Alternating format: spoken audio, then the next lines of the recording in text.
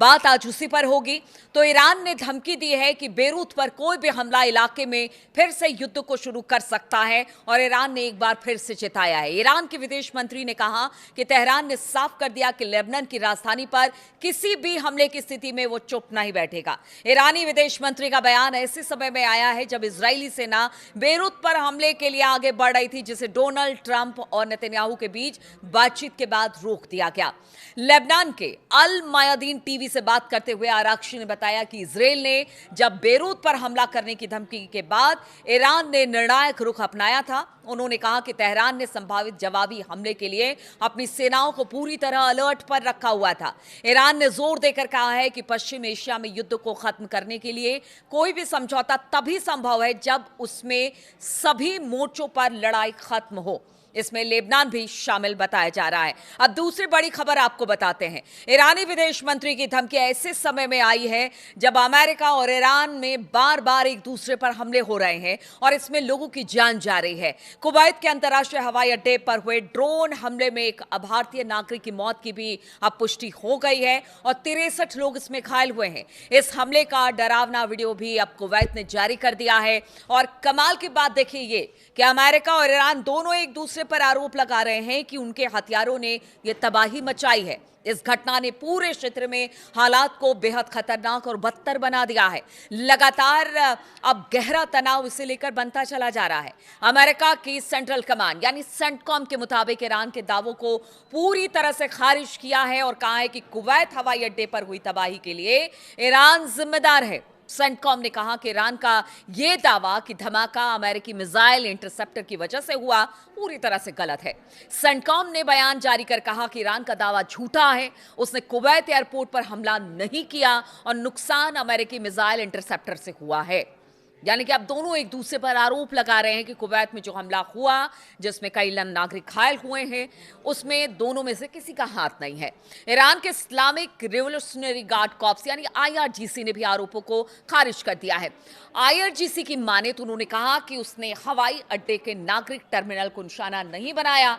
Iran के Tasnim news agency के अनुसार आईआरजीसी ने कहा कि उनकी जांच में यह पाया गया कि उन्होंने हवाई अड्डे पर हमला नहीं किया बल्कि अमेरिकी पैट्रियट एयर डिफेंस मिसाइल लक्ष्य को रोकने में असफल होकर टर्मिनल से टकराई और फिर इससे जो नुकसान हुआ वो सबने देखा। क्योंकि जो वीडियो सामने आया है, कुवैत ने जो वीडियो जारी किया है उसमें एक बड़ा धमाका होता हुआ दिखाई दे रहा है और ईरान का कहना है कि ये अमेरिका की वजह से हुआ है। अब आपको बता दें कि इस हमले से हवाई अड्डों को भारी नुकसान हुआ है, उसे कुछ समय के लिए बंद करना पड़ा है। कुवैती अधिकारियों ने पुष्टि की है कि इस हमले में एक भारतीय नागरिक की मौत हुई है और 63 लोग घायल हुए हैं। यह हमला स्थानीय परिवहन व्यवस्था के लिए भी एक बड़ा झटका है। यानी जो आने जाने की दिक्कत जो होगी वो अलग, क्योंकि इसे थोड़े दिन के लिए बंद किया गया रिपेयर के लिए। ये हवाई अड्डा पहले भी कई बार युद्ध के दौरान निशाना बनाया जा चुका है और हाल ही में 1 जून को ही ये पूरी तरह से सामान्य संचालन यहां पर शुरू हुआ था और देखिए 3 जून आते आते एक बार फिर से यहां पर हमला हुआ है। कुवैत के रक्षा मंत्रालय ने कहा कि हमले में 30 बैलिस्टिक मिसाइलें ड्रोन का इस्तेमाल किया गया। उसने इसे ईरान की भयानक आक्रामकता बताया है जिसमें हवाई अड्डे से इमारत को भारी नुकसान हुआ। ईरान ने कहा कि वो अमेरिका के ठिकानों पर अपने हमले इसलिए कर रहा है क्योंकि कुवैत और बहरीन ने अमेरिकी सेना को अपने इलाके का इस्तेमाल करने दिया। ईरान का आरोप है कि इन्हीं ठिकानों से उसके तेल टैंकर और केशरम द्वीप पर हमले किए गए हैं। एक और खबर इस बीच आ रही है कि देखिए जो उसका डिस्ट्रॉयर था अमेरिका का, उसको भी ईरान ने निशाना बनाया है और भारी नुकसान हुआ है। तो हमले के बीच में आप देख रहे हैं किस तरह से एक दूसरे पर आरोप प्रत्यारोप चल रहा है। यहां पर शांति वार्ता तो चल रही है लेकिन वो शांति वार्ता खटाई में पड़ती नजर आ रही है। बातचीत रुक गई है लेकिन बातचीत खत्म नहीं हुई है, ऐसा अब्बास अराक्ची ने भी कहा है। लेकिन युद्ध की स्थिति बनती दिखाई दे रही है। ईरान युद्ध के बीच राष्ट्रपति डोनाल्ड ट्रंप के लिए भी अब एक बड़ी खबर सामने आई है। ये तीसरी बड़ी खबर है। यहां पर अगर डोनाल्ड ट्रंप की बात की जाए तो उन्हें बड़ा राजनीतिक झटका लगा है। संसद के अंदर यानी कि अमेरिकी संसद के अंदर उनकी ही पार्टी के लोग अब बागी हो गए हैं। अमेरिका की प्रतिनिधि सभा हाउस ऑफ रिप्रेजेंटेटिव ने प्रस्ताव पास किया है जो अमेरिकी सैनिकों को ईरान युद्ध से वापस बुलाने की बात करता है। अभी के लिए भले ये कदम प्रतीकात्मक है लेकिन इसमें ट्रंप की मुश्किलें बढ़ गई हैं। ट्रंप की अपनी पार्टी यानी कि रिपब्लिकन पार्टी के कुछ सांसद भी विपक्षी डेमोक्रेट्स के साथ नजर आए हैं। इससे संकेत मिलता है कि ट्रंप की युद्ध नीति पर अब सवाल उठ रहे हैं, और ये सवाल अब से नहीं, जब से युद्ध शुरू हुए हैं तब से उठ रहे हैं। अमेरिकी प्रतिनिधि सभा ने बुधवार को एक प्रस्ताव पास किया जिसमें अमेरिकी सैनिकों को ईरान युद्ध से वापस बुलाने का आदेश दिया गया। ट्रंप की रिपब्लिकन पार्टी ने के जो 4 सांसद थे वो डेमोक्रेट्स के साथ मिलकर इस प्रस्ताव का समर्थन किया।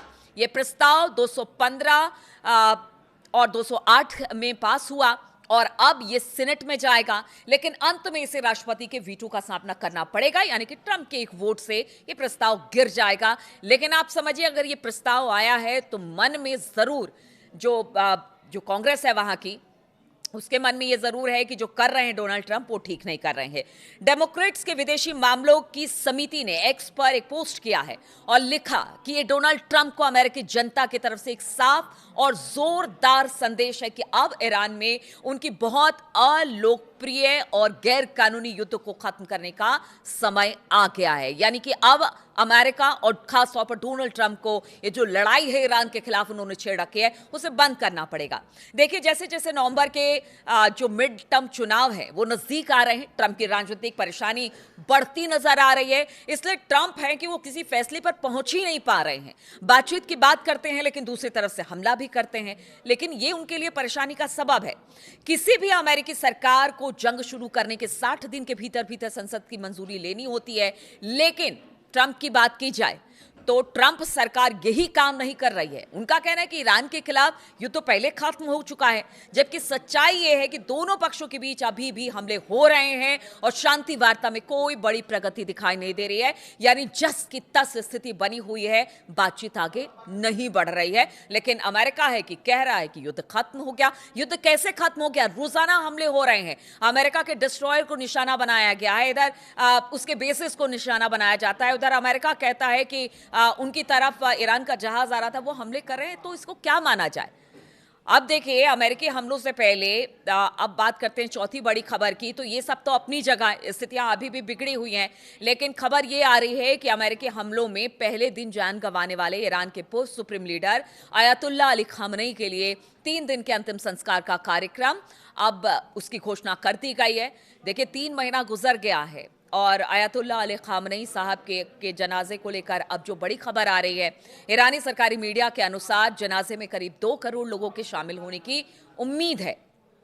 और इतना वक्त क्यों लगा वो भी आपको बताते हैं। तो ईरान के सरकारी ब्रॉडकास्टर IRIB के अनुसार तेहरान के सांस्कृतिक और सामाजिक मामलों के उप महापौर मोहम्मद अमीन तवाकोली जाहिद ने कहा कि शहीद इमाम के विदाई समारोह, अंतिम संस्कार और दफन की तैयारियां अंतिम चरण में हैं और इसके तहत तेहरान, कौम और मशहद में 3 दिनों तक सार्वजनिक कार्यक्रम और जुलूस निकाले जाएंगे। उन्होंने ये साफ नहीं किया है कि अंतिम संस्कार किस खास तारीख को होगा, लेकिन उनका कहना है कि इस्लामिक कैलेंडर के पहले महीने यानी कि मुहर्रम की शुरुआत में हो सकता है। तवाकोली जाहिद ने कहा कि तेहरान में अंतिम संस्कार का कार्यक्रम कम से कम 24 घंटे तक चलेगा। उन्होंने बताया कि राजधानी में करीब 2 करोड़ लोगों के शामिल होने की तैयारी की जा रही है। अंतिम कार्यक्रम का स्थान अभी तक तय नहीं किया जा रहा है और इसके लिए तेहरान का मुसल्ला यानी कि ग्रैंड प्रेयर्स हॉल और इस्लामी गणराज्य ईरान के संस्थापक इमाम खुमैनी का मकबरा 2 संभावित स्थान है जहां पर उन्हें जमींदोज किया जा सकता है। लेकिन जो बड़ी खबरें यही हैं कि हमले लगातार हो रहे हैं, स्थिति अब भी बद से बदतर है। अब देखना होगा कि जब अली खामनेई साहब को उनको सुपुर्दे खाक किया जाता है तो उस वक्त किस तरह का इमोशन देखने को ईरान में मिलता है, क्योंकि ईरान की जनता लगातार सरकार के साथ है या फिर कह लीजिए कि IRGC के साथ है और वो सड़कों पर मतलब समय समय पर उतरती रही है और सपोर्ट करती रही है कि ये लड़ाई आगे भी जारी रहेगी जब तक अमेरिका पीछे नहीं हटता है। तो अब इंतजार उस वक्त का, उस लम्हे का भी होगा जब अली खामनेई साहब को सुपुर्दे खाक किया जाएगा और साथ ही साथ जिस तरह के हमले हो रहे हैं, कहीं ये छोटे छोटे हमले किसी बड़े युद्ध में फिर से तब्दील ना हो जाए। और इधर ट्रंप की मुश्किलें हैं कि कम होने का नाम नहीं ले रही है। इन तमाम खबरों पर मेरी नजर बनी रहेगी। बहुत बहुत शुक्रिया आप सभी का मेरे साथ इस वीडियो में शामिल होने के लिए।